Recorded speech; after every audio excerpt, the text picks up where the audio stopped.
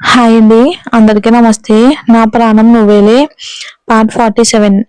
ప్రణవ్ అలాగే కనుక్కుంటా కానీ ఇందులో ఆ వైభవ్ హ్యాండ్ ఏమైనా ఉందేమో అంటాడు. అశ్వత్ ఏమోరా తెలుసుకుందాం. ఒకసారి ఈ అశ్వత్తో పెట్టుకున్నందుకే 10 రోజులు హాస్పిటల్లో ఉన్నాడు.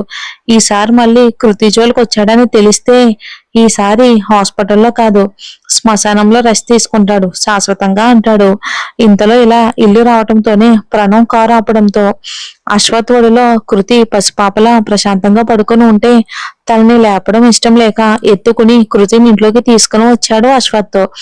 అప్పటికే కృతి కోసం ఇంట్లో అందరూ హాల్లో కూర్చుని వెయిట్ చేస్తూ ఉంటారు. కృతిని గుమ్మంలో చూడగానే సుమతి పరుగున వచ్చి కృతిని చూసి, అశ్వత్ ఏమైంది నానా, ఏమైంది అని అడుగుతుంది కంగారుగా. అశ్వత్ ఇప్పుడే వస్తానమ్మా అని కృతిని తన గదిలోకి తీసుకుని వెళ్లి పడుకోబెట్టి బెడ్షీట్ కప్పి లైట్ ఆఫ్ చేసి కిందకు వచ్చి సోఫాలో కూర్చుని వెనక్కి వాలి కళ్ళు మూసుకుంటాడు.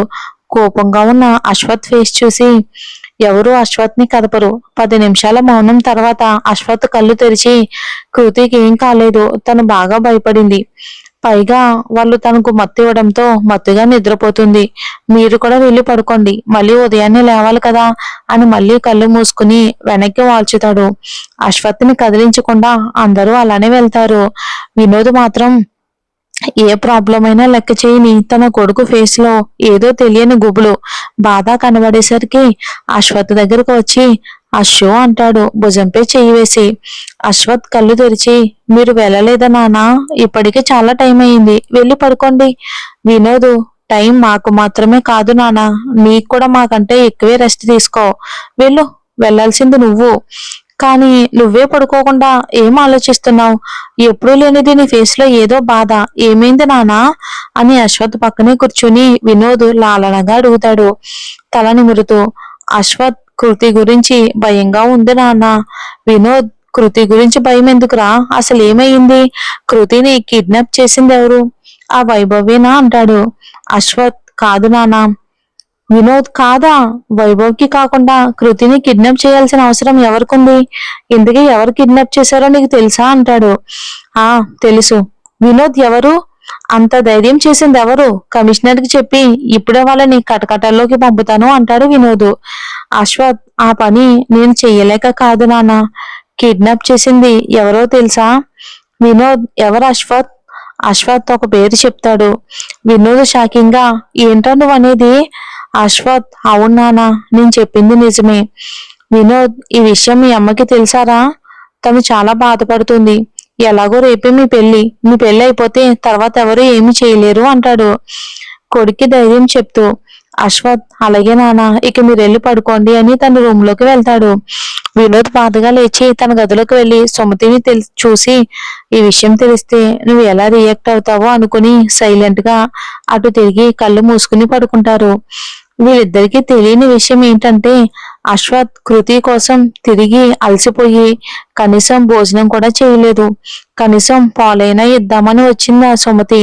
అశ్వత్ వినోద్ మాట్లాడుకోవడం విని బాధగా వచ్చి పడుకుంటుంది. అశ్వత్తో తన్నులు తిన్న రౌడీ నెమ్మదిగా లేచి రౌడీ 1 స్పృహ లేకుండా పడుకున్న రౌడీ 2ని లేపుతాడు.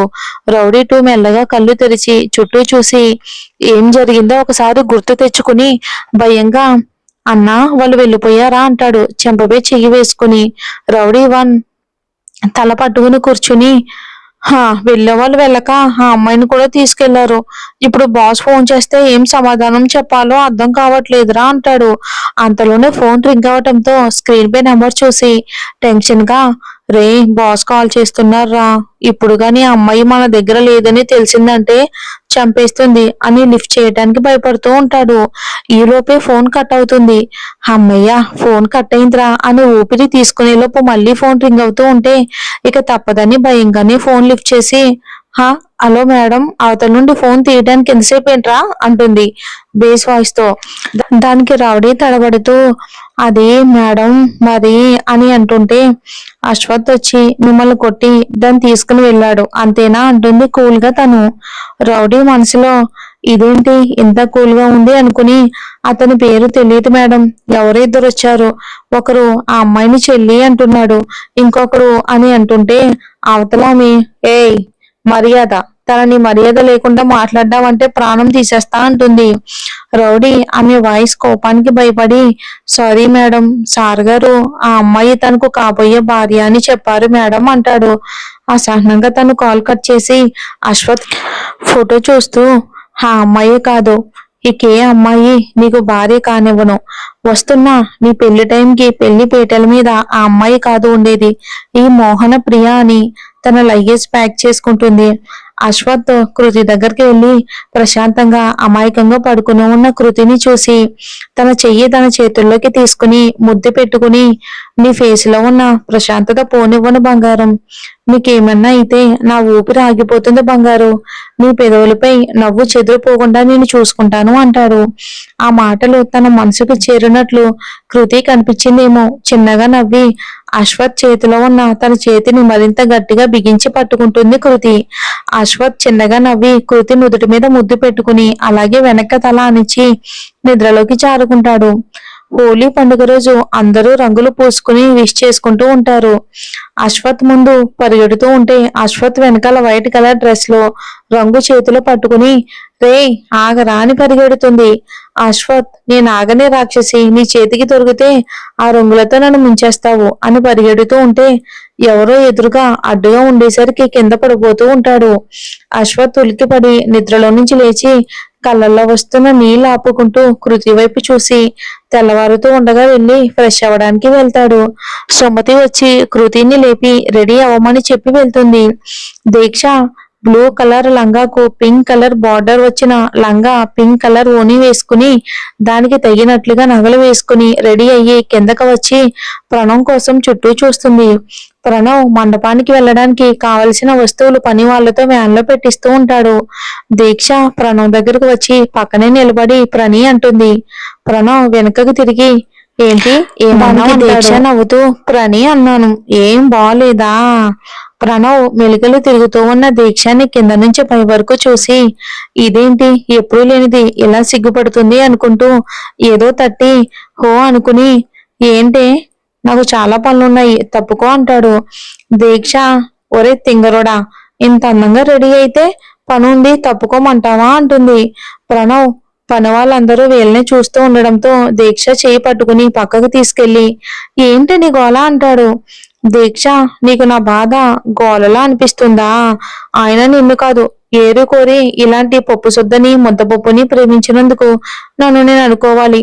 ప్రేయసి కాబోయే భార్య అందంగా రెడీ అయ్యి ఎదురుగా వచ్చి నిలబడితే కనీసం బాగుంది అని కాంప్లిమెంట్ ఇవ్వటం కూడా రాదు అని వెళ్తూ ఉంటే ప్రణవ్ దీక్ష చేయి పట్టుకుని తనని మీదకి లాక్కుంటాడు. ఆ ఫోర్స్ కి దీక్ష ప్రణవ్ గుండెలపై పడుతుంది. ప్రణవ్ దీక్ష చిన్ పట్టుకుని పైకెత్తి బుగ్గ మీద ముద్దు పెట్టుకుంటాడు. సడన్ గా ప్రణవ్ అలా చేసేసరికి దీక్ష మొహం సిగ్గుతో ఎర్రబడి తలదించుకుంటుంది.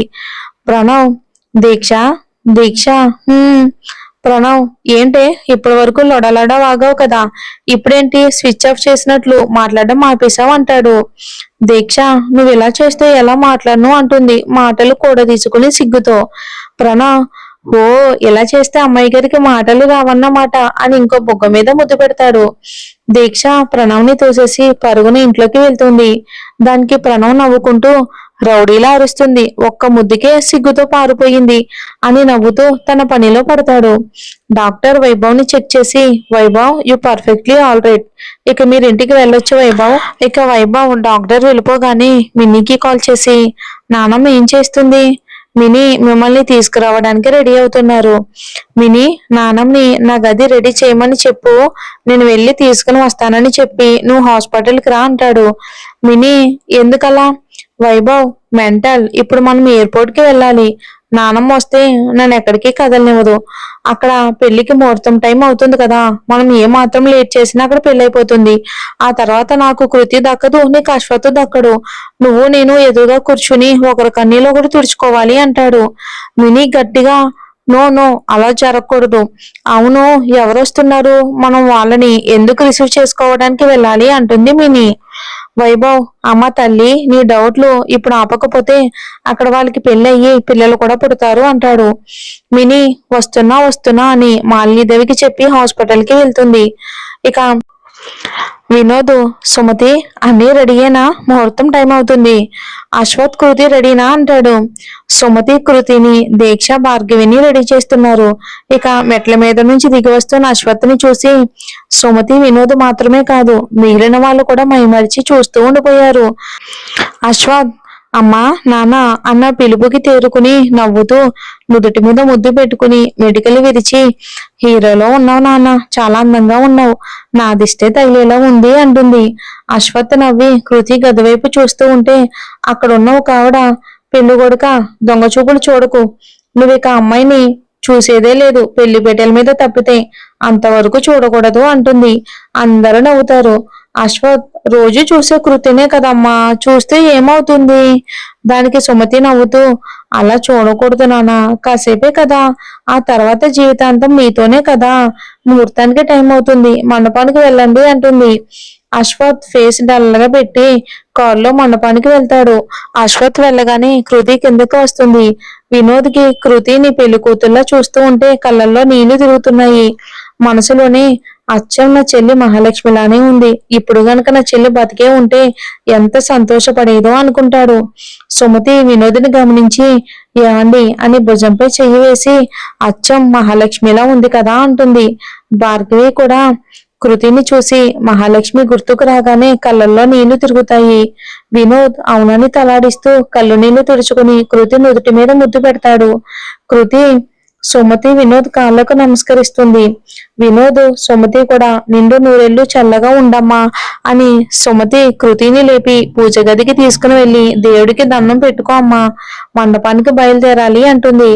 ఇక కృతి దీక్ష కూర్చోగానే కారు ఫాస్ట్ గా 10 నిమిషాల్లో మండపం ముందు ఆగింది. వైభవ్ మినీ ఎయిర్పోర్ట్ కి వెళ్ళి ఆ అమ్మాయి వచ్చే వ్యక్తి కోసం వెయిట్ చేస్తూ ఉంటారు. వచ్చే అమ్మాయి మోహన ప్రియ కావచ్చు, మేబీ, ఏమంటారు? ఏం జరుగుతుందో వచ్చే ఎపిసోడ్ లో చూద్దాం.